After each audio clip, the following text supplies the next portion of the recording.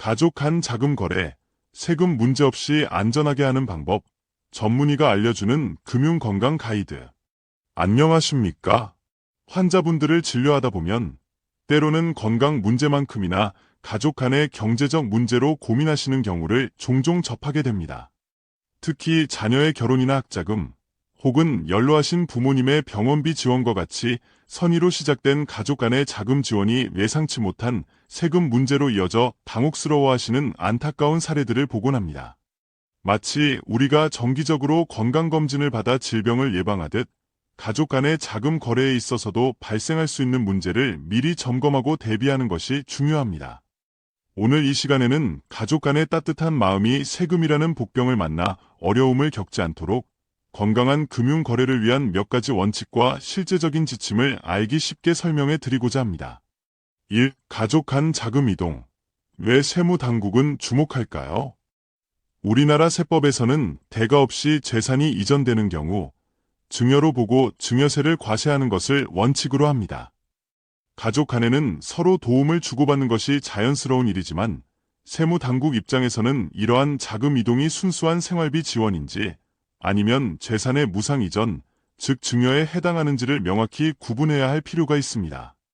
최근에는 금융거래 분석 시스템의 발달로 인해 일정 금액 이상의 현금 거래나 의심스러운 자금 흐름이 포착될 경우 세무당국의 조사 대상이 될 가능성이 과거보다 높아졌습니다.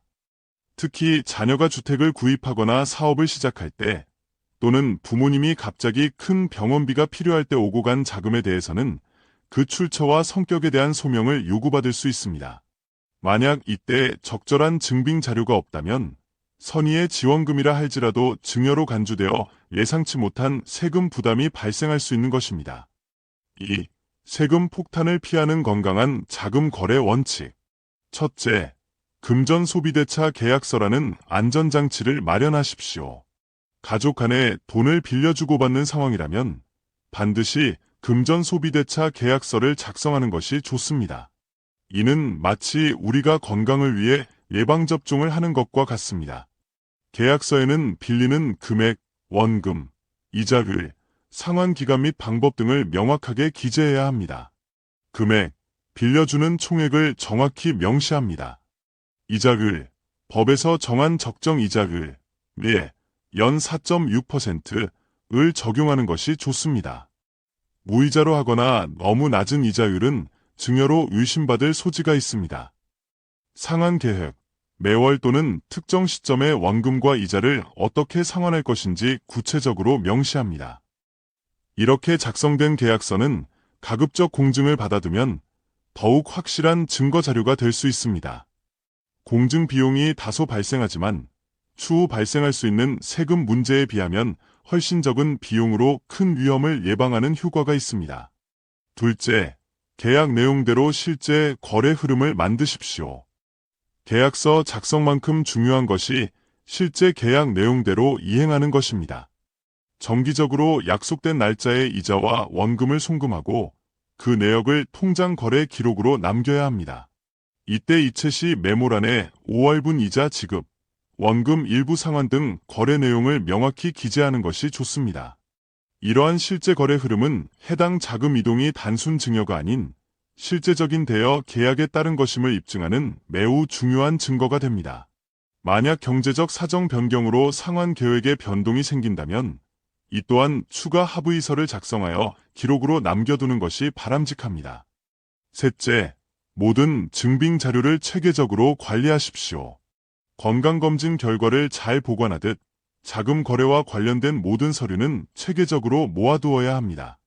금전 소비대차 계약서, 공증 서류 포함, 통장 거래 내역, 이체 메모가 명확히 찍힌 부분, 자금의 사용처를 증빙할 수 있는 서류, 병원비 영수증, 학자금 납입 증명서 등, 자금 거래와 관련된 문자 메시지나 이메일 등, 이러한 자료들은 최소 5년 이상 보관하는 것이 좋습니다. 세무조사는 통상적으로 과거 5년간의 거래를 대상으로 하기 때문입니다. 3. 주의해야 할 현금 인출 패턴, 분할 인출의 함정.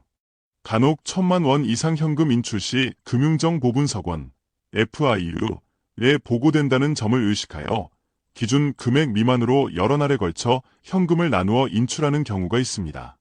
예를 들어 5천만 원이 필요할 때 5일 동안 매일 990만 원씩 인출하는 방식입니다. 하지만 이러한 분할 인출 또는 스미핑으로 불리는 패턴은 오히려 금융당국의 의심을 살 수 있습니다. 인위적으로 보고 기준을 회피하려는 시도로 간주될 수 있으며, 최근에는 인공지능, AI 기반의 분석 시스템이 이러한 의심거래 패턴을 더욱 정교하게 포착해낼 수 있습니다.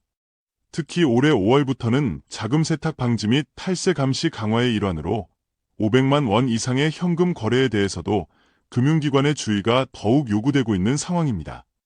따라서 고액의 현금이 필요할 경우에는 가급적 계좌이체를 활용하고, 불가피하게 현금 인출이 필요하다면 정당한 사용 목적, 병원 계약금, 부동산 잔금 등을 은행에 설명하고 관련 증빙을 제시하는 것이 더 안전할 수 있습니다.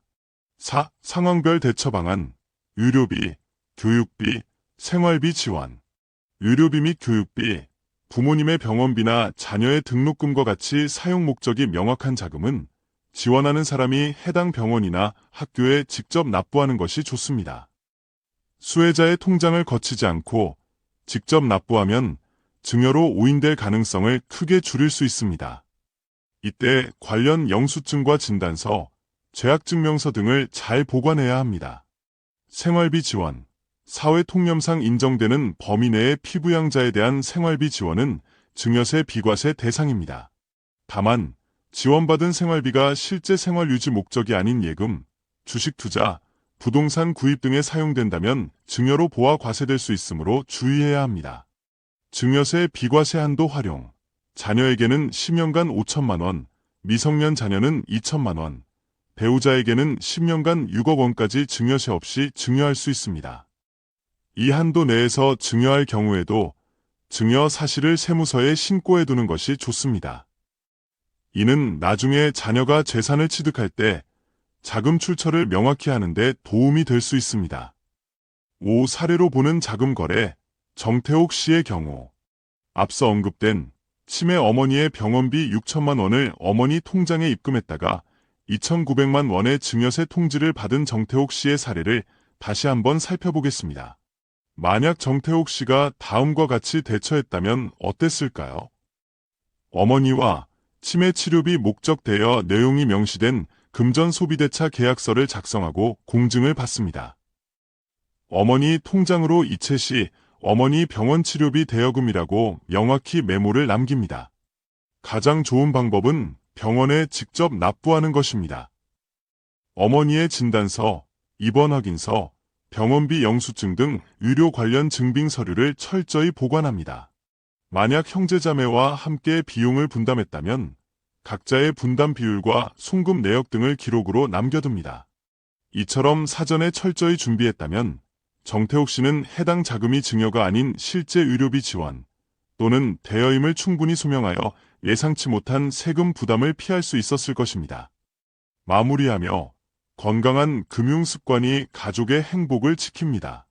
가족 간의 금전 거래는 서로를 아끼는 마음에서 비롯되지만 세법이라는 현실적인 기준 앞에서는 때로 오해를 낳기도 합니다. 가족인데 뭘 그렇게까지라고 생각하기보다는 가족이기에 더욱 명확하게라는 자세로 임하는 것이 중요합니다. 오늘 말씀드린 내용들이 다소 복잡하게 느껴지실 수도 있겠습니다. 하지만 핵심은 간단합니다. 모든 금융거래는 투명한 기록과 객관적인 증거를 남기는 것이 중요하다는 점입니다.